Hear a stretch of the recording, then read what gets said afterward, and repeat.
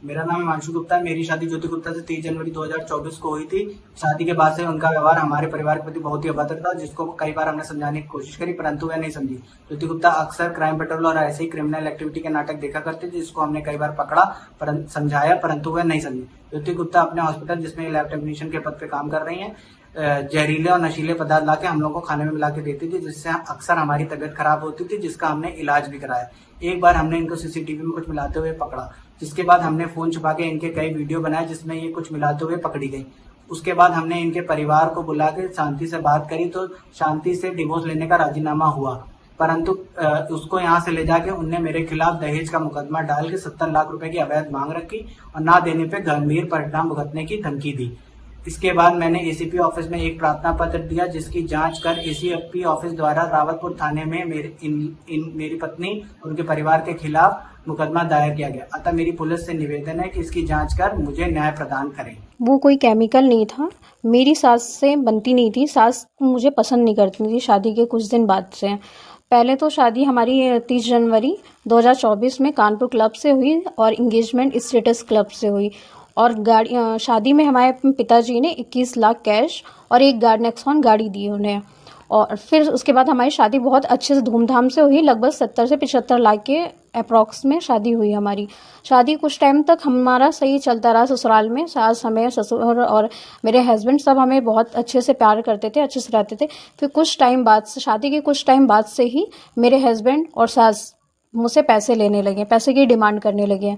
और जो मैं देती थी लगभग कुछ 37,500 ऑनलाइन और 83,000 कैश। सवाल ये है कि आप अपने पति को मारने के लिए उसमें जी क्या नहीं, मिला रही थी? मेरी जब मैंने पैसे देने से उनको मना किया, तो मेरी सास मुझे पसंद नहीं करती थी। वो मुझे हमेशा टॉर्चर करती थी, खाना नहीं देगी, पति के साथ नहीं रहने देती थी, मुझसे पति को अलग करवाती थी।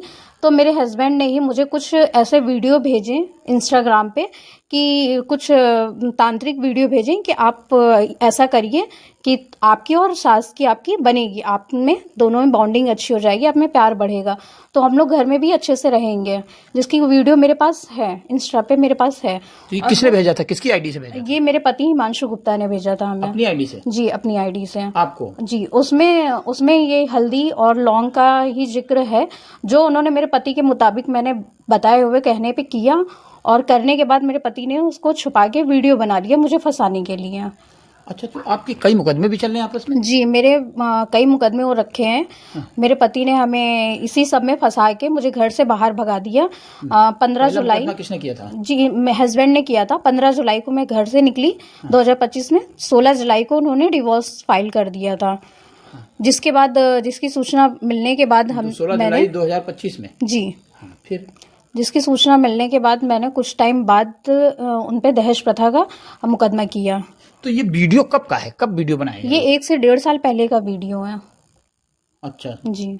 तो आपको लगता नहीं कि मतलब ये आपने मुकदमा कराया है, आपके 5 मुकदमे चल रहे हैं, तो उसके बाद उन्होंने क्या ये वीडियो बनाया है कि पहले बना लिया? नहीं, ये वीडियो पहले ही बनाए हुए थे, बाद के वीडियो नहीं है ये। आपके नॉलेज में नहीं थे वीडियो बनना? मेरे नॉलेज में कुछ नहीं था ये। तो वीडियो कब आए सामने? अब इतने ये 1.5 साल बाद जब उनपे 2 मुकदमे हो रखे हैं। एक चौबेपुर मेरे हॉस्पिटल, जो हम आयुष हॉस्पिटल में जॉब करते, वहां के मुझे डराया धमकाने की कोशिश की कि आप अपना मुकदमा वापस ले लीजिए, वरना मैं आपको जान से मरवा दूंगा रास्ते में। उसके बाद जब मैंने 112 पे डायल किया, तो उस टाइम मेरा मुकदमा हुआ वहां पे। चौबेपुर से एक मुकदमा हुआ वहां पे। एक चकेरी में भी है? जी, एक चकेरी में भी है दहेज प्रथा का उनपे। तो जब 2 मुकदमे हो गए और उनकी चार्जशीट बन गई, उसके बाद और भी मेरे विदाई के भी मुकदमे हो रखे हैं। उसके बाद इन्होंने 1.5 साल बाद इन्होंने ये वीडियो अपलोड किया मुझे डराने और धमकाने के लिए और मुझे ब्लैकमेल करने के लिए। तो उसके बाद कभी पति से बात हुई किस तरह की वीडियो क्यों बना रही है? नहीं, इस बारे में कुछ बात नहीं हुई, लेकिन 2 से 3 महीने पहले अभी मेरे पति के काफी मैसेज भी आए मेरे पास। जी। क्या मैसेज है? जिसके स्क्रीनशॉट है, जिसमें उन्होंने ये कहा है कि ये डिवोर्स मैं लेना नहीं चाहता था, मुझसे जबरदस्ती दिलवाया गया है। उनके भैया हैं अन्नू भैया, मेरे हस्बैंड के हैं। तो उन्होंने जबरदस्ती डिवोर्स फाइल करवाया है, जो मेरे पति बिल्कुल चाहते नहीं थे डिवोर्स। अच्छा, अब आपसे पूछा जाए कि मुकदमा हो गया आपके खिलाफ भी, आपके 5 मुकदमे पहले हैं जिसमें 2 चार्जशीट लग गई है, तो अब आप चूंकि देश में देख ही रही हैं, पत्नियों पे कई मामले होते हैं, पत्नियों की हत्या की गई है, पति की हत्या कर देते हैं, कई पत्नियों ने की है, तो ऐसे में उनके पति आपके कह रहे थे, उन्होंने जो बयान जारी किया है कि वो मुझे मारना चाहती है, मेरे माता पिता को मारना चाहती हैं, तो अब क्या करेंगे आप? सर, मैं अपने पति को क्यों मारूंगी? इतने अच्छे से धूमधाम से शादी हुई हमारी, हम लोग बहुत अच्छे से रहते थे।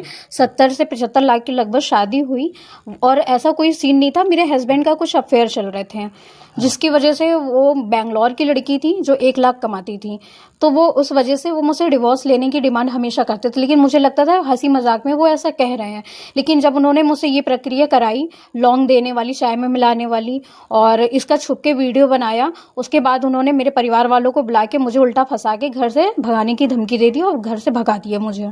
तो आपको लगता है लड़की से एक शादी करने के लिए सब कर रहे हैं वो? जी सर, ये किसी और का उनका अफेयर जिससे चलता है उनसे ये शादी करने के लिए ये योजना बनाई उन्होंने।